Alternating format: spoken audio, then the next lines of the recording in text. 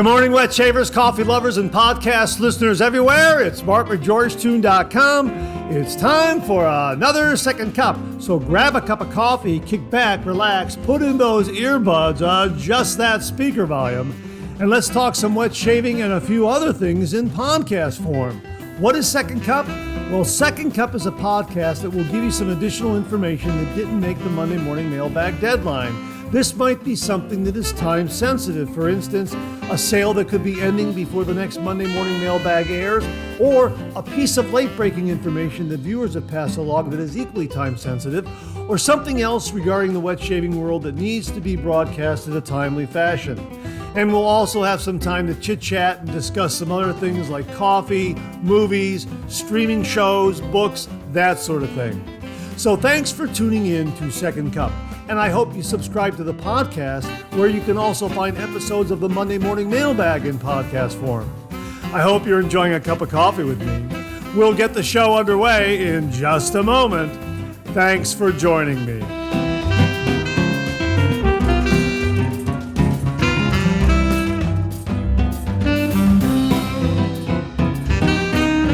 Well, good morning, everyone, and welcome to the August 11th, 2025 episode of Second Cup. My gosh, August is just rolling right along. We're in the dog days of summer, and to be perfectly honest with you, we have not gotten that hot. It's not that hot during August. I saw something on social media saying that it was going to be a cooler than usual August, and I think that's what's happening. We've had some warm days, like say in the lower 80s, and the nights have been cool, like lower 60s. I think yesterday it was about 66 last night. Overnight was 66, 67, something like that. But great sleeping weather. Just open up those windows and turn off the AC, that sort of thing. So yeah, it's very enjoyable summer weather for August. That's for sure. We're nowhere near in the 90s as is usual, as traditional, I guess you could say, during the month of August. It's just been just very, very pleasant weather. So I'm certainly enjoying that, and I hope it's pleasant weather where you're at. I hope you're enjoying a cup of coffee with me this morning. We're keeping with the iconic characters theme from this morning's Monday morning mailbag. We're enjoying a cup of coffee in the Buc-ee's mug. Yeah, Buc-ee's, the Buc-ee character, very iconic in the state of Texas and elsewhere throughout the Southwest. And it is coming. Buc-ee's is coming to Ohio. We're going to have our first Buc-ee's in Ohio. And again, a great iconic character, the Buc-ee character. This coffee mug came from Barry Bedford. Thank you very, very much, Barry. Really do appreciate that. Check out his YouTube channel, A Texan Shaves. And I'm wearing the official Buc-ee's t-shirt that came from Jim and Beth Jones, also fellow Texans.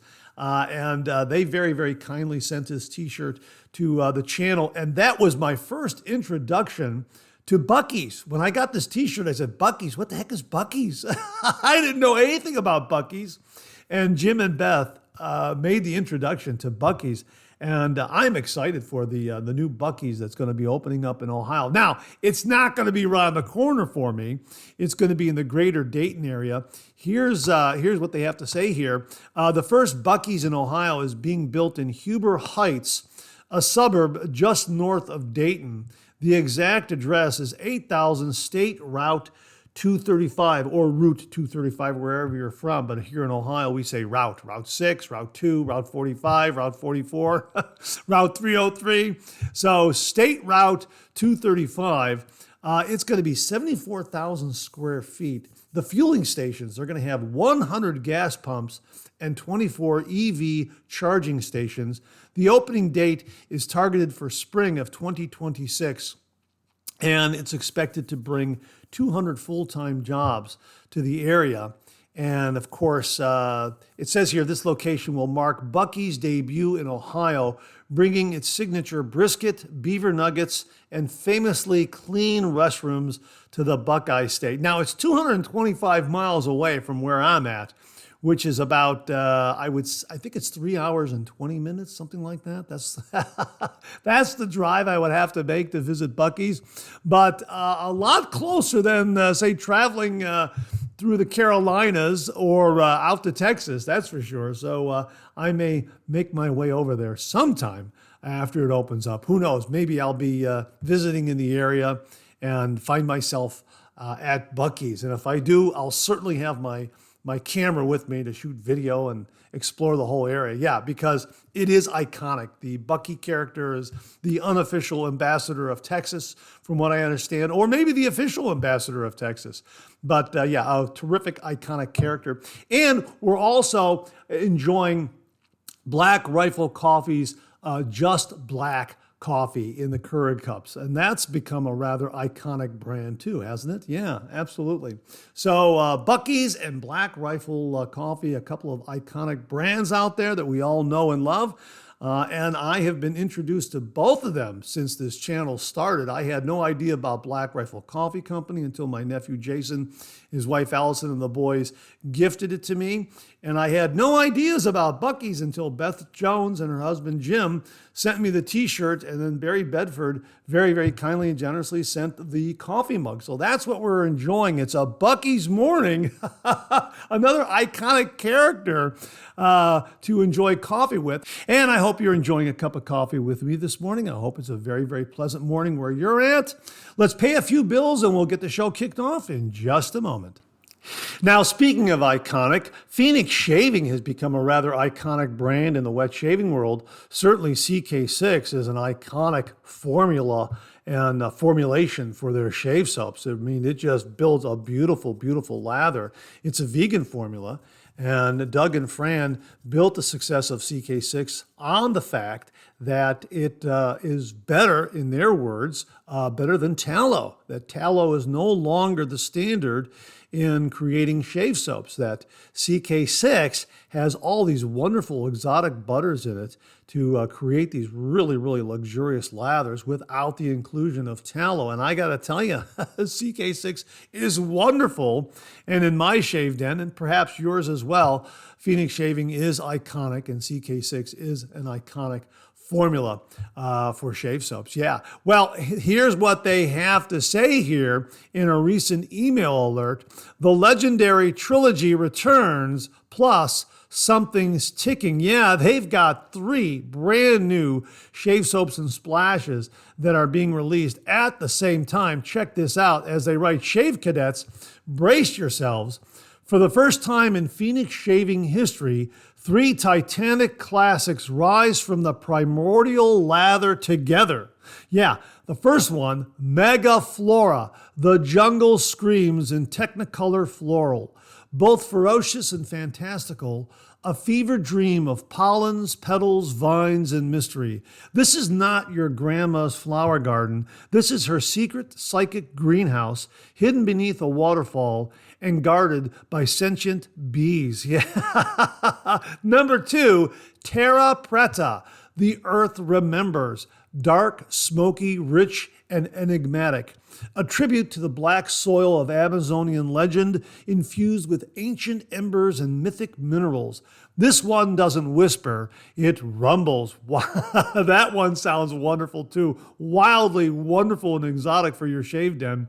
And number 3, La Tierra Mojada, the rain that haunts. The scent of rain-soaked clay, crumbling stone, and wet jungle. It's like bottling thunderclouds and secrets. Earthy and atmospheric. Wow, how about that?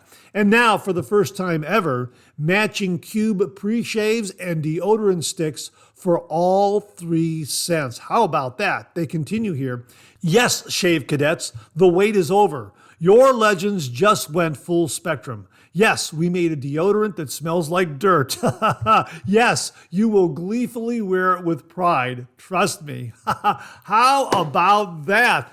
3 great shaving soaps and splashes and 3 great scents inspired by Amazonian jungles. My gosh, that sounds absolutely wonderful. We'll have a link to the entire page collection where all 3 of these are grouped together on one collection page where you can check them all out.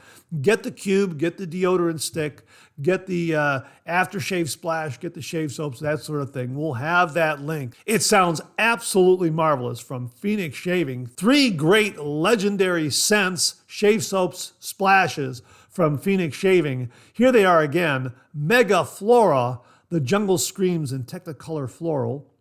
La Tierra Mojada, the Rain That Haunts. And Tierra Preta, the Earth Remembers. How about that? Again, from Phoenix Shaving, 3 great legendary scents. We'll have links below. But wait, there's something in the grass. As if that weren't enough to set your stubble tingling, there's one more mission-critical item releasing alongside the Terran trio. Tick-Off, the Outdoorsman's Hair Shield. Lyme disease is no joke, and this year it's everywhere. That's why we were inspired to whip up a new batch of supercharged shampoo and conditioner pucks powered by one thing, pure cedarwood essential oil. Not only does it cleanse and condition, but science says cedarwood oil is toxic to black-legged ticks, Lone Star ticks, brown dog ticks, and mosquitoes. Yay! Whether you're hiking, hammocking, giving Mothman a wedgie, or huddled by a campfire, Tick-Off is your first line of defense against the creepy crawlies. Pair it with your favorite woodsy Phoenix Shaving soap and step into the wilderness like a legend. Just remember pants. And they continue here. Thank you all for your support. Shave on and stay groovy. That's from Douglas, Fran, Huxley, and Cube, currently on a runaway raft deep beneath the Amazon basin, dodging stalactites and an ancient parasite queen named Titanex, but still answering customer support emails. That's regarding the latest chapter in the Phoenix Shaving saga. They have it here as read the latest side quest here. We're going to link to that so you can check that out. That looks like a lot of fun. And here's how it begins. Side quest, The Earth's Throat, Mega Flora Trilogy. Meanwhile, the raft had no business staying together, but then again, neither did our team. And every man for himself approach to the situation would have been totally understandable. They were now suddenly down to one light. Fran was bleeding from the temple, not that she noticed. The root that had clipped her headlamp was thick as a Sasquatch's thigh and just as merciless. Douglas, soaked to the bone, wrestled with the oar like a madman possessed. Huxley, tail high, teeth bared, planted himself at the bow like a spirit of old Salty himself. Cube bobbled overhead, also doing his best to dodge whatever came at it out of the slogging darkness. Then Douglas's headlamp failed, and time seemed to stop. I'm going to leave you right there. We'll get a link where you can read the rest. The continuing saga, the continuing Phoenix Shaving saga. This chapter is called Side Quest, The Earth's Throat, Mega Flora Trilogy. Check it out. We'll have a link below. And we'll also have a link below to Tick-Off, the Outdoorsman's Hair Shield. If you're going to be camping, hammocking, hiking, you'll want to check this one out to keep away those mosquitoes and ticks. Tick-Off. We'll definitely have a link to that so you can check it out. My thanks to Doug, Fran, Huxley, Cube, and everyone at Phoenix Shaving for the heads up on all these great products. Folks, we'll have links below. Now, another iconic brand that everyone in the wet shaving world is familiar with or will soon become familiar with if you're just starting out your wet shaving journey is the Merkur brand. The Merkur 34C is definitely an iconic razor that every wet shaver knows about or will soon discover as they start their wet shaving journey. It is just a well-known razor because it is smooth, mild, efficient. It's a beautiful two-piece razor. It is very well manufactured out of Germany by the Merkur company. It really is a classic, iconic razor. And the Merkur company also has a couple of other razors that we've talked about. The 23C, which is a beautiful long-handled razor that comes with a closed comb razor head, and also the 25C, which has the same long handle but with an open comb razor head. Well, viewer Tim Whitcup passed this along to us that Merkur has a new razor, the 22C. The 22C HD straight guard with a matte finish. Now, this is $44.95. The SQU number is 1179, and the UPC code is 4260734880019, in case you want to look it up specifically. Here's their description. The Merkur 22C was developed initially in the 1920s. Its original design and reliable quality make it a timeless classic. The long handle and the pommel with the diamond-shaped cross knurling provide a good grip even with wet, soapy fingers. The straight foam edge of the razor head, which has been tried and tested for 100 years, reliably ensures a smooth shave. With the long handle, the shave is smooth, and the closed comb is an all-rounder for the classic wet shave, for beard and body. The generous blade gap allows soap and hair to drain well, keeping the blade hygienically clean and accessible. Here are the key features. It's a 3-piece safety razor, long handle, matte chrome finish. And as they say here, it's a brass handle with die-casted zinc razor head, galvanized surfaces, and again, a matte chrome plated finish, honorably designed and made in Germany. Yeah, it is a marvelous, marvelous razor. We have used and reviewed the Merkur 23C and also the 25C, and I absolutely love these razors. They are just wonderfully, wonderfully made. In my opinion, they're lifetime razors. With proper care, you can hand this one down to the next generation, definitely. And they have nice heft. I like the long handle. I like the diamond knurling. It does provide a really nice grip. Although if you're using some excessive pre-shave oil, some really slick pre-shave oil, a little excessively, or you've got a really slick lather, you'll want to dry off your hands. But again, the diamond knurling provides a really nice grip. And love the design of the razor head on both the closed comb and the open comb. And these are post and hole configurations. That is to say that the cap has posts that slip into holes on the base plate. They are really wonderful razors. Also, Tim sent this along. The Merkur 23C that I have comes in a stainless steel version now. Yeah, how about that? And we will get a link to that. You can find that on the Merkur website. You can also find it at Shave Nation, where Geo Fatboy also has a video review of this particular razor. Now you can tell the difference between the stainless steel version and the regular chrome version, because the stainless steel version is a tab and slot configuration on the razor cap and base plate.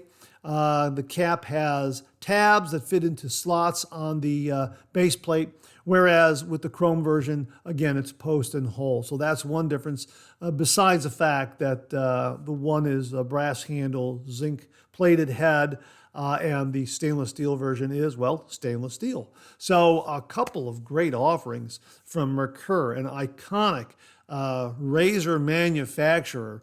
The 22C in a beautiful matte finish, and the 23C in stainless steel. My thanks to Tim Whitcup for the heads up on these, folks. We'll have links below where you can check them both out. Tim, thanks again very much. Well, I wanted to share something with you this morning that I was going to share on the Monday morning mailbag, but decided to hold off until certain events took place. And I'll be talking about this on the Monday morning mailbag. This coming week, I think, is when it's going to happen, depending on how things fall into place. Let me explain to you. I have a 2010 Hyundai Sonata with 177,000 miles on it. Or I should say I had a 2010 Hyundai Sonata with 177,000 miles on it.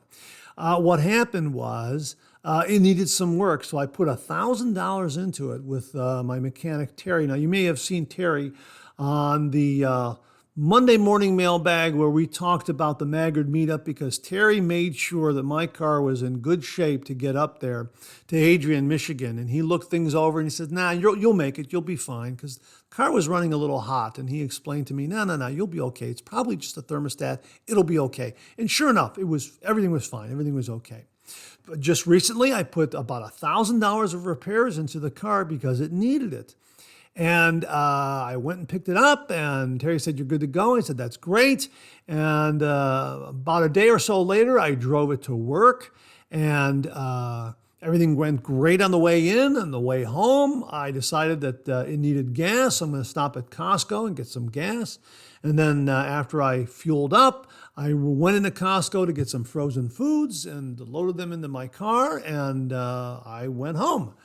Probably about a half a mile from home, the back end of my car was all over the road. What the heck is going on here? So I got home thinking that, gee whiz, this thing's not going to make it to the mechanics. I'll break down on the road. So I was closer to home than I was to Terry, the mechanic's place. So I pulled in the driveway. I got him on the phone. I explained the situation. He had some questions for me. Did you do this? Did you do that? No, I didn't touch it. All I did was pick it up from you and drive it to work today. And this just happened on my way home. He said, well, bring it over. I said, well, I got some frozen foods I have to put in the freezer, and then I'll bring it over to you, because it was really hot that day. So after I unloaded the car, I walked back out to the car, and that's when I saw it.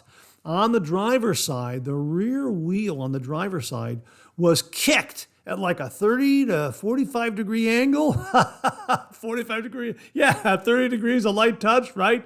Yeah, about a 30 degree angle, almost maybe 45 degrees. It was kicked. It just was not, nice and parallel and perpendicular to the rest of the car. And I called him up and said, I can't drive this car. This wheel is just completely kicked over. And he said, well, after I'm finished here, I'll come over and take a look. So true to his word, after he was done with his workday, he came over and he crawled under the car. It turns out that the frame in the back of my car is completely rotted out, and the suspension, the spring, the strut, whatever, just went right through the frame. So there's no support there anymore. The car's not drivable. So he said, boy, Mark, if you want to get this fixed, it's going to be at least $2,500. And I said, well, I just gave you $1,000 to fix it. He goes, I know, but I wasn't looking at the back end of the car. I was looking at, where I was repairing your exhaust in the middle of the car towards the front, that sort of thing, looking at the thermostat and the coolant and taking care of that. So he says, I didn't see it. Plus, it's up real high, where unless you're specifically looking for it, you're not going to see it. And he says, these unibody frames and this and that, and they rot out after a while.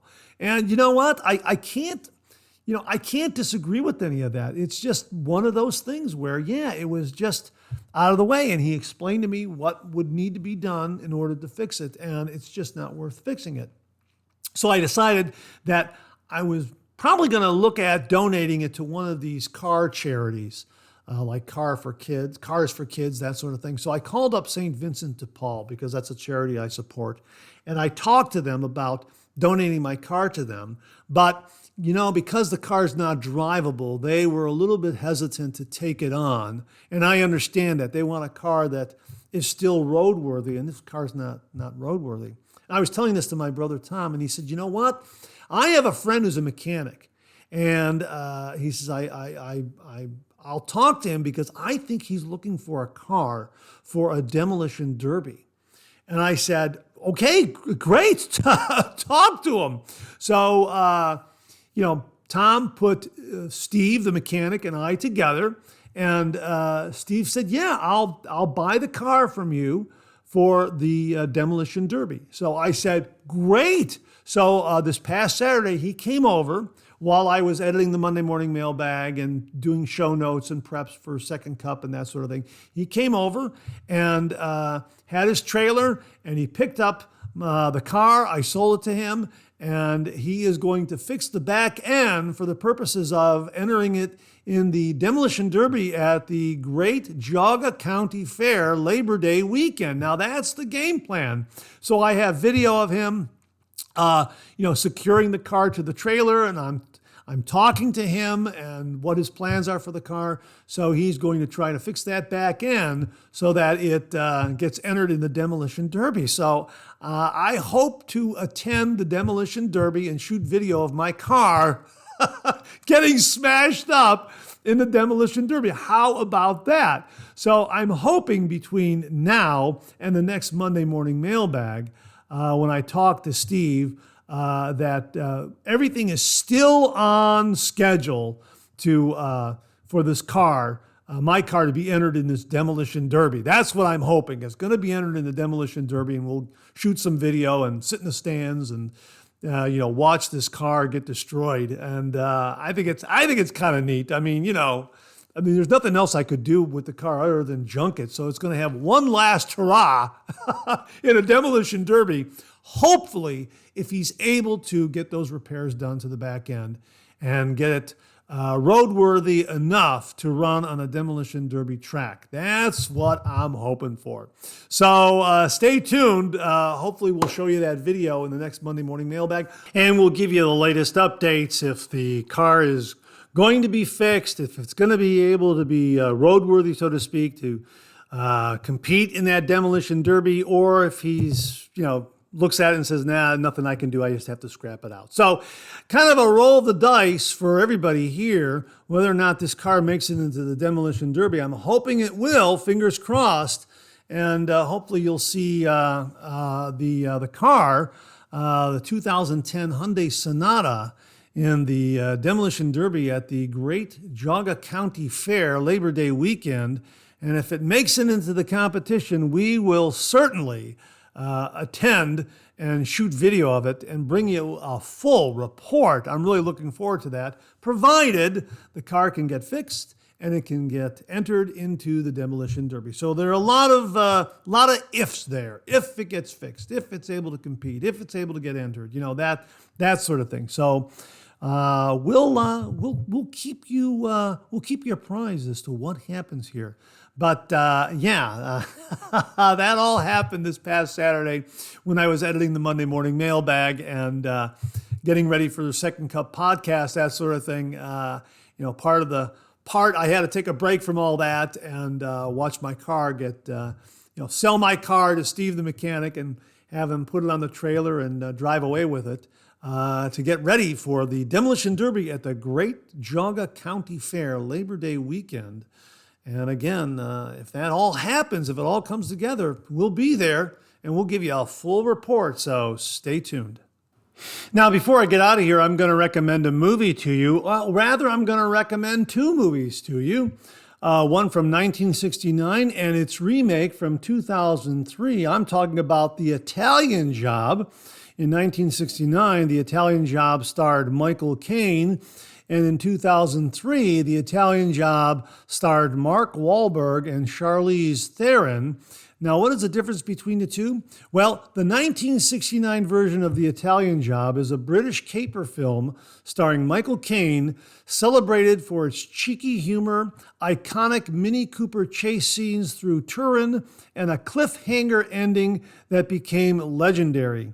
It's steeped in the swinging 60s aesthetic, with a jazzy Quincy Jones score and a lighthearted tone that made it a cult classic.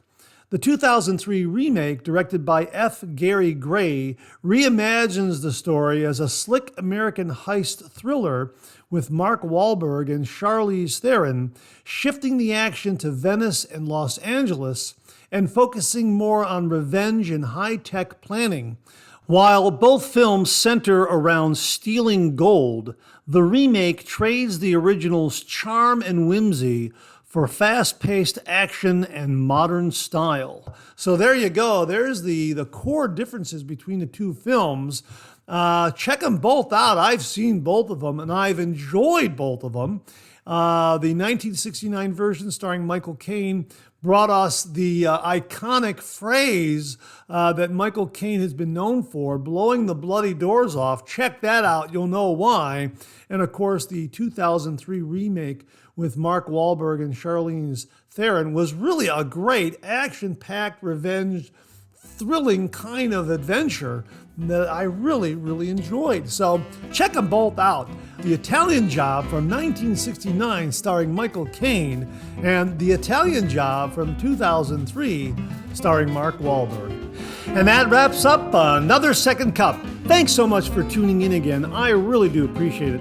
I sure hope you enjoyed today's show. If you did, please share, please subscribe, and pass it along to a fellow wet shaver or friend. My thanks to everyone who commented and contributed to today's show, and I mean this sincerely. Without you, this microphone would be silent. If Second Cup or the Monday Morning Mailbag aren't showing up in your regular podcast feed, please drop me a line at mondaymailbag@gmail.com, and we'll try to get it all sorted out. So again, thank you all very much. I look forward to getting together with you again on these podcast airwaves. Until then, enjoy the day, enjoy your shave, and enjoy that second cup.